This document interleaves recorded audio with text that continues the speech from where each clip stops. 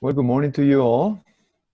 We're here for another senior presentation.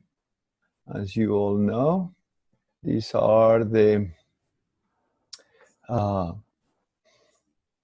ending. This is the climatic ending of a 4-year high school career. And Nicoya has chosen something that she's very interested about, that she's intrigued by. And as all the students, she's gonna put all that she's learned during these years into her presentation. So I will leave you, without further ado, with Nicoya Dant. Hello, everybody. Mr. Otero didn't tell you, but I'm going to Western Washington next year, and I've been at Waldorf since second grade. I'm going to start my presentation by sharing my screen with you all. And we'll start there. Okay. This is a quote by a brilliant architect who died in 2016. Her name was Zaha Hadid. Architecture is really about well-being. I think that people want to feel good in a space. On the one hand, it's about shelter, but it's also about pleasure. Started this project wanting to have a completely eco-friendly house, small, cheap, and completely off the grid. But as I worked on the design of my house, all that left my mind. I got intrigued by the feeling of each space. I'm sure all of you can recall a moment where a room didn't feel right. It wasn't a space that inspired you or made you feel happy. One of them for me would be the sick room behind Miss Green's office. It could be because of the things that happened in that room, makeup tests, being sick, or having intense meetings with faculty, or it could be the design. It's an awkward space that feels like it's caving in on you. It has a window that doesn't completely close, and a skylight proportionately high compared to the room size. We see squares as a safe place. They have 4 protecting sides that create stability. They are artificial. You see them in electronics, beams, or signs. Circles, on the other hand, relate to nature. The moon, tree trunks, and fruits. They give an everlasting feeling with no ends or no beginnings, no loose ends. They show signs of health and life. Imagine if you added a curved side to a square. It would allow us to feel the connection of both the square and the circle. We see curves as feminine or moving objects, such as the curves of a woman or the liveliness of a ball. With this idea in mind, my goal became to make a house that in every room, hallway, and corner, I felt content. So I started sketching. It started like this. I didn't know where one starts when designing a house, so I made a normal house, pitch roof, and everything. Then I drew it with mountains and sun in mind. In this sketch, I'm still working with an eco-friendly aspect. I'm putting things that don't need as much light in the back, such as the gym and the garage. And then towards the south, the bottom of the paper, we're growing food. We have sun coming into our living area, so on. It wasn't very interesting, so I got stuck. Pushing creative limits was something that is something that's very hard. It's something I ran into many times while creating my house. So I met with my grandfather, Buck, who was an architect. He told me, start drawing circles. Label the circles and add on. After drawing the circles, I was very happy with my house. So this was the first sketch of the house that I ended up creating. We have our living and our kitchen on the east side, which at the top of the paper up here, and then we have a work area off the back to the north. From the very beginning, I was always very intrigued with glass hallways. I don't know, I've always really liked them. I think they're cool. So I had a glass hallway going down to the west to a bathroom on the corner, another glass hallway, and then my master bedroom and my master bathroom. And all of this was surrounding a courtyard with possibly a river or a pond or some sort of water in it. I developed this drawing and made it 3D. I'll talk a little bit more about the roofs later, but this is basically what I just pointed out in a more 3D dimension. And then I made the final blueprint, what my house would look like. Not much has changed. We have our living and our kitchen on this side, another wraparound patio, the guest room and workspace, the glass hallway, the bathroom, the pond, river, food area, master bedroom, and then I added a pool and a workout room. A gym was also something I felt really attached to having in my house because it was my house, so I didn't have to put limits on what I wanted. And then I felt ready to meet with my mentor, Marie. She's a very talented architect here in Santa Fe, who I did my internship with in 11th grade. I'm going to stop sharing my screen for a little bit.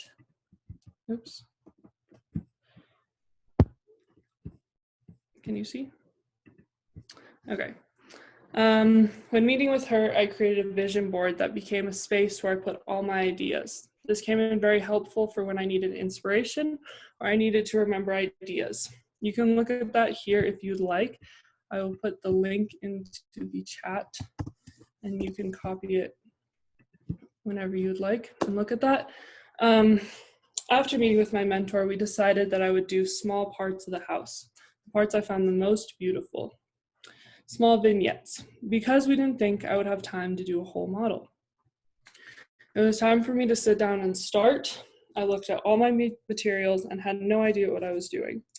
The materials looked like plaster of Paris, hot glue, Elmer's glue, wood, different types of paper, X-Acto, knife, scissors, pens, tapes, and more. When I started speaking with Marie, she told me the best way to start a model is with observing your site. Unfortunately, I wanted my house in Sedona, Arizona, so I couldn't look at the land, but I have spent time in Sedona and I do feel it is the perfect location. To start creating my site, I took the material called plaster of Paris, which is a dust you mix with water. It didn't take much time for me to figure out that 1, it's messy, and 2, it dries very fast. I started creating layers of the product and carving it into a rock landscape similar to what you would see in Sedona. I then started drawing my model with chalk onto the base, which is a styrofoam sandwiched between paper and it's black. As you may have figured out by now, I'm no longer doing vignettes, but instead a study model. A study model is a rough design that is your base design. So if I was to continue this house, I would do 2 or 3 more models. I use thick paper to create walls. The more walls I put up, the more my model changed. As you'll see, I wanted a lot of glass. This was one of the hardest things to do with my model, and on top of that, I wanted to cut my glass in curves. I used paper as a guide for cutting the plexiglass, and then a grinder to cut the glass. The grinder wasn't easy to control, so I had to redo them many times. In total, I think I have 11 glass walls. The stencils look something like this. I would create an outline of what I thought the glass needed to look like, and then certain ones had to line up so that the glass would be here, creating the wall. I was inspired to do the roofs at a curve by an image I no longer have. And I've spent a long time trying to find it, I promise, but I cannot find it anywhere. But in the image, I noticed that the curve of the roof was going up to the south, which is what I originally copied. But when I started putting my design together, I realized I wanted it to be to the north. Here's why. My house is in Sedona and heat is not my biggest issue. I wanted my kitchen to have a big open feeling with high ceilings and my dining room to have a more comfortable condensed area, but still having large windows. A little more than a month later, my house was done. I can honestly say there isn't a room in this house that I wouldn't feel completely content. So, this is my house.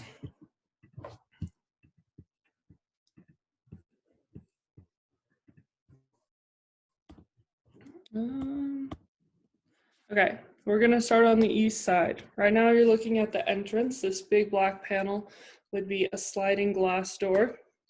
This is the first place where you'll see how I use these stencils to create the roof. So these stencils are actually placed inside of the paper walls and come up to create a glass barrier above the roof. This is also a good place for you to see how messy plaster of Paris was. I had to repaint everything black multiple times, but the dust just goes everywhere and you think just wipe it off, but if you apply water to it, it becomes a paste and it was very difficult. My personal house that I live in right now, our entrance drives past the south, and I personally feel like that takes away a lot of south sun that we could be taking in. So I put my entrance on the east side. All of the cars would be parked up here on this side, a little bit farther out away from the house. This is a place where you can see how my roofs curve. They actually all curve to a point towards the center of the screen, right in here and here. So I'll have an underground cistern that catches all the rain and feeds my pond and garden. Sorry, I'm gonna go back to this one. My kitchen is on the right side with the big high ceilings, and my living area and dining room is all on the left. But still, they're in the same room. I feel like the connection between the creation of food and the enjoyment of the meal are very important to be together. And if you separate these two, you're separating the appreciation. And on top of this, the upper half of each of these curved roofs, I would have solar panels on the top. We'll move to this one. This is looking at it from the north. You can really see how large these big north-facing windows are, which is kind of a weird thought. I know a lot of people are kind of like, why are you doing that? But all of my glass in this house is a 4-pane glass, so it's the most energy efficient. It's collecting and using the most heat, and it's very eco-friendly. You can see another smaller window going into the kitchen. This one here goes into the kitchen, and this side here goes into the dining room, or sorry, not the dining room, the guest bathroom. And next to it is the laundry room on this side. This is another view of the west side.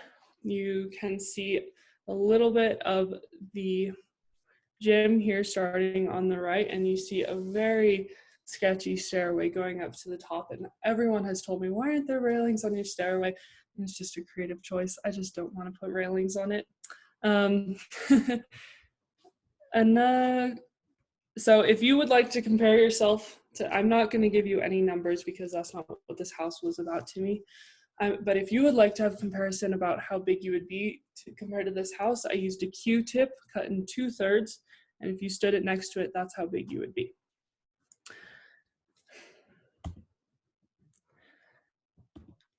So you can see my gym here we're looking at it from the west side right now. You'll start to notice these black pillars. I've put these up for support going to the deck because my gym is sitting on 2 panels of glass. I also put no west windows on my gym because personally I would prefer to work out at night, and I didn't want sun blaring in at me when I was doing that. This is also a place where you can see if your viewing of everyone is on the right, you won't be able to see this, but you can move it to the left and you can see the right side of my design. On this side, you can see this overhang. It in proportion is a 2-foot overhang on every wall, including my deck. And this is so that I have passive solar going into my house, which basically means that in the winter time, the sun is lower and it is getting into my house, but during the winter, the overhang catches it, so I'm not getting as much heat inside.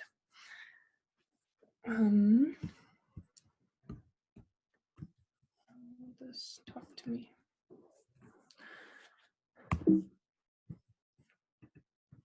Let's see, okay. Now we're looking at it from the west, still a little bit more southwest.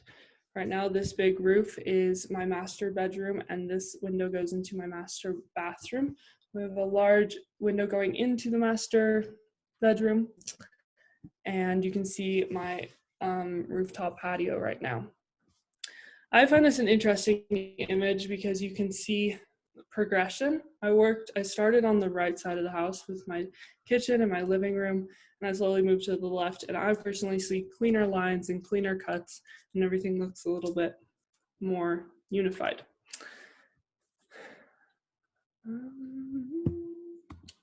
Right now, we're looking at it from the south. You can see into a glass hallway here with my guest bathroom here and my laundry room on this side. You can see this is a patio that wraps around, also made of plaster of Paris. You can see the walkway going up to the patio, and yes. Here you see the pond.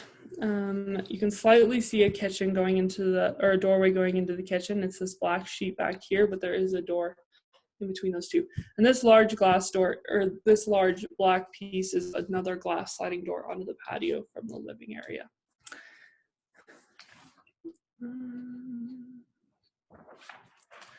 Just like the green, oh, sorry, I did not mention this. So you can see a green wall here, and there's also another one on the inside of my gym. So just like those green walls, to me, they bring life to the area. And so I thought it would be interesting to bring into the pond here, sorry. The pond is a lot, let me gather my thoughts. Okay, I wanted to make a house that was centered around life. You can see the pond kind of represents the circle and the nature that I was talking about earlier, surrounded by that square shape, which is creating that protection around it. The pond brings life to the center of the house and is just a good area to be working around in your daily life. Here we can see the master bathroom back here. It is a boxed-in room with windows going to the west, but above it is all clean, empty area that connects the ceiling from the master bedroom to the gym.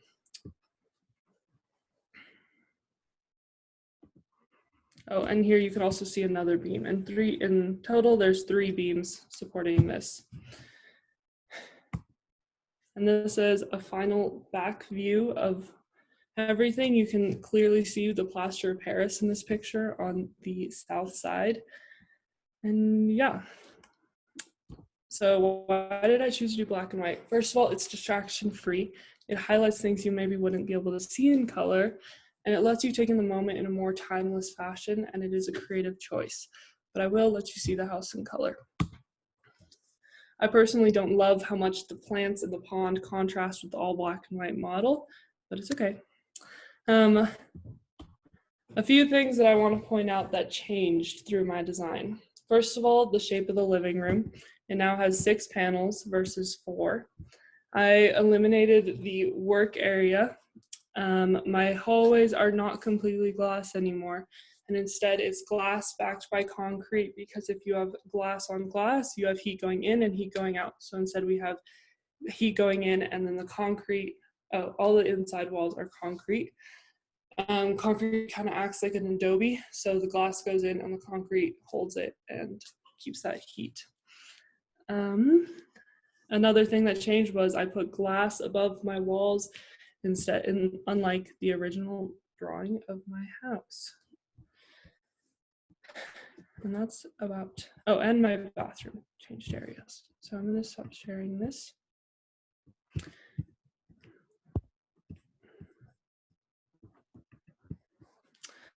One thing that never left my design was the contact with the eco-friendly house. There are 3 things.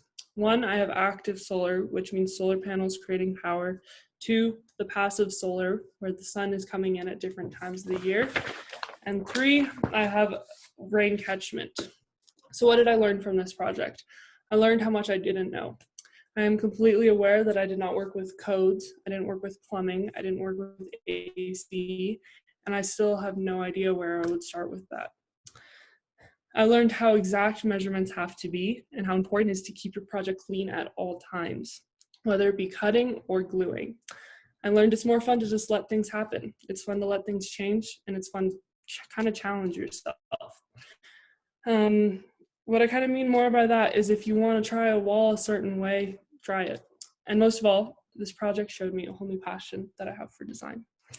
I have a few images that my dad sent me of me working that are very flattering and kind of shows you what this process was looking like for me. You can see the chalk, you can see the cutout of the pond, you can see my happiness and confusion. And then you can also see in this one, me working a little farther on. I actually took off the roof of the living room and stuff multiple times. As you can see here, because I didn't like how exact the measurements were. And it has hot glue holes in it now. And that's all.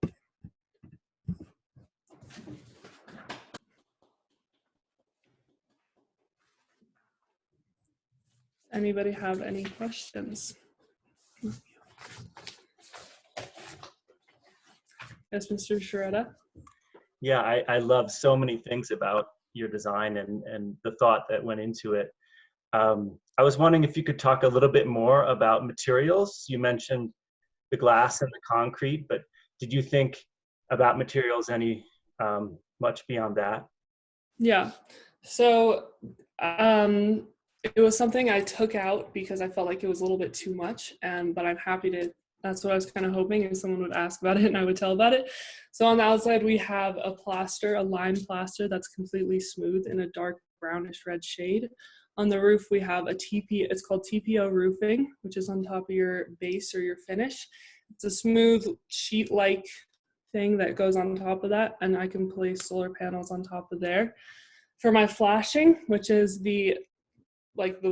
how thick the roof is, what you cover on the sides, I'm going to have either wood or gutters where I'm catching rain. For the roof or for the walls, you have my finished plaster, and then we would have a metal framing with insulation sandwiching it and concrete on the inside. The concrete is unfinished and still gray, and it would also go onto my floor. I never really assigned a wood material to my deck, but I really like the idea of bamboo. Thanks. Yep. Miss Barnard? I love your project.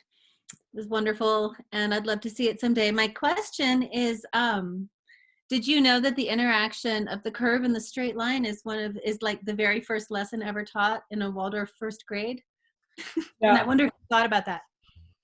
I didn't think about that, but that's an interesting thing. I remember Mr. Rowley telling us everything is made up of either straight lines or curves. It's kind of interesting. You're such a Waldorf kid. You can't help it. I think and eat in Waldorf. Mr. Wendland, you had your hand up? Yeah, great job, Nicoya. I really liked your design, and it was really interesting to see because as you went through it, it has a really unique design that I have not seen before. So that was cool. I had a question about when you said you didn't really worry about code, because when you design anything, you have to deal with it at some point. And it appears on first glance that your walkway that went from the pond onto the roof and then over to the backside and up, you certainly would probably not meet code. So what was your thinking into that about, okay, this is what I want, but then what would you think would be your plan B if you had to make an adjustment there?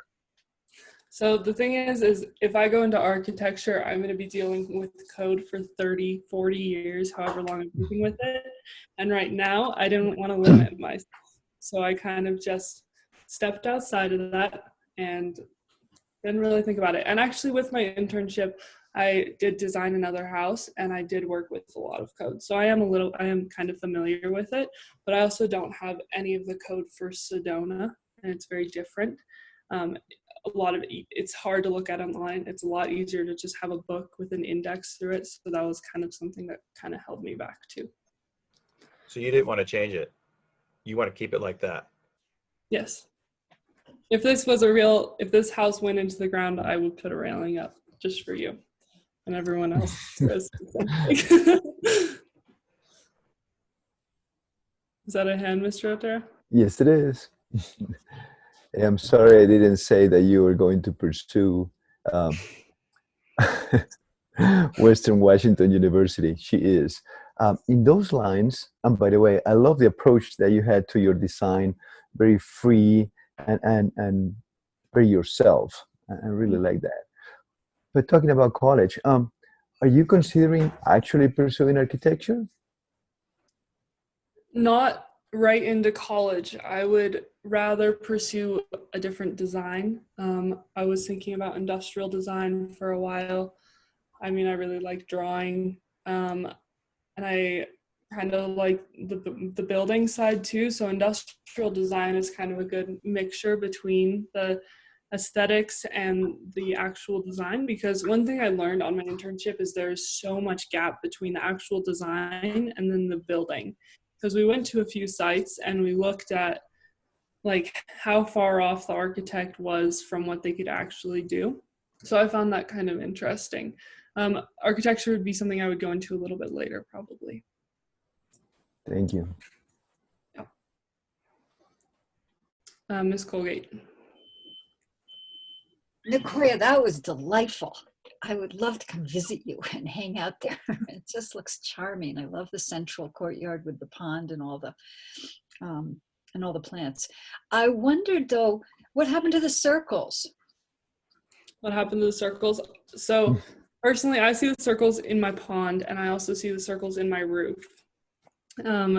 We have a nice curving, arcing roof that I feel like just kind of just lets you like open up. I think in some ways, if you were to put the roof the other way, it could do the same. But looking at this, the thing is I'm looking at this house from an outside perspective right now, and an upward curve looks more open to me. But I feel like maybe inside the house, it would feel a different way. So I don't know. There was one, apropos of that, there was one sketch that had almost circular modules for your room. But then they converted into more straight walls. And I wondered what you went through to go from the circular design on paper to what you actually showed us and shared with us model-wise. So the circular design, as I said, was something that my grandfather told me to start with so that you get the layout of your house. It was never really this is how I want my rooms to look. It was more, this is the size and what is going where.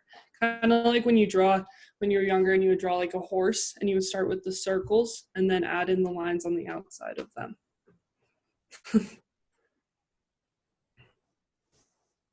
Mr. Oleg, you had your hand up. I cannot hear you. Can you hear me? Yeah. Sorry, I've got two devices here. Can you hear me? Yeah. Okay. It's a beautiful design. Oh my goodness. I very much like the roof. Is it echoing? Yeah, I think if you maybe just looked at your phone, it might be easier, and you left the meeting on the computer. Okay. Can we? Now is that better? Yeah. Sorry. Anyway, I very much like the design. I very much like the roof. That's beautiful. And living in Flagstaff for many years, I've spent a lot of time in Sedona, and Sedona is very much a place of straight lines and curves. So I think your house would fit beautifully in that in that environment. My question is, I wondered if you had considered ventilation and also insulation for your house. Insulation, yes. All the walls are inside a wire framing with insulation in between. And then the windows also act as a good insulator, and the same with the TPO roof. Since I'm using a 4-pane window, it collects a lot more heat and moves it around a little bit more. For ventilation, I did not think about that at all, but looking at it, I think I have enough windows to get some ventilation. So as I said, I would love to do 2 or 3 more models of this house. And I learned things throughout the whole process about things that didn't work or I didn't love, or things I really liked, and I would continue into the next house. Okay, so the windows are all operable. They can open and close. They're not fixed glass. The hallways and the glass above the walls is fixed, but the windows will open. Okay, great. Thank you. Yep. Ms. Green? Yeah, I loved this presentation. Really, really well done. And I especially liked how you brought in kind of a personal process to it with talking about wanting to create a space that you feel comfortable in. That added a lot to it for me. I was curious if you ran into any like structural issues with building a roof like that, and if you had researched any benefits or maybe like complications with having that, especially for like if it snows or water runoff, water catchment. For water catchment, I don't think I would run into an issue because I actually have my model right here, so maybe I can point something out to you guys. See. So here you can see that this side of the roof is actually lower than this side. So it is all draining into this side where I would put gutters into an underground cistern. So that's where my drainage would be. Otherwise on these sides, or the flat roofs, it's the same. I would also have water catchment here. I can maybe put some water catchment on the deck. And then I have not looked into the structural issues of building this roof. My mentor didn't say there'd be a problem. Do you think you'll end up building this house? What? I think you'll end up building this house. Maybe. That'd be cool. I'd have to make a lot of money.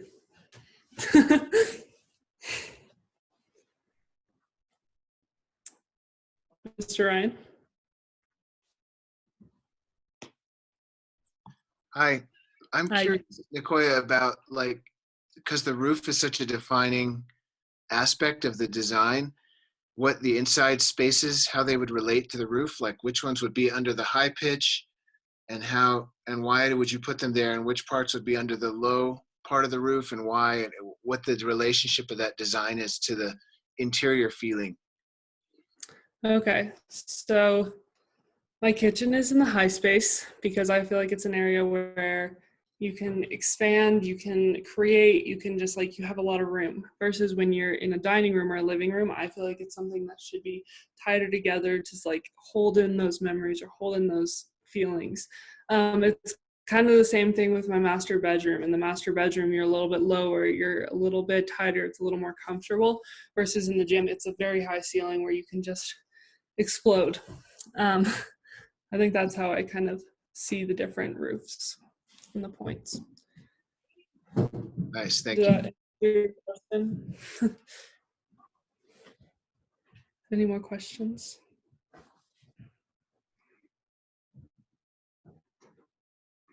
My father has a question. Can you clarify the passive solar roof overhang concept? Okay, did you guys hear that? He asked me to clarify what passive solar was. So in my vision board, you'll actually see a really good explanation of this. But if you have a roof and the sun is here during the summer, the sun is higher, right? So the sun cannot get into the window, which is here. Versus in the winter, when your sun is lower, it can go underneath the roof, Okay. the overhang. Does everyone understand that kind of? Thank you. You're welcome. Any more questions?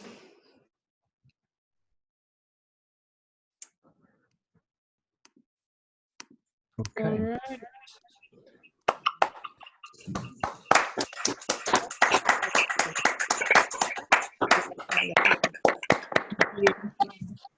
Well done, Nicoya. Thank you very much. A very, very teaching and exciting presentation. Thank you. Great.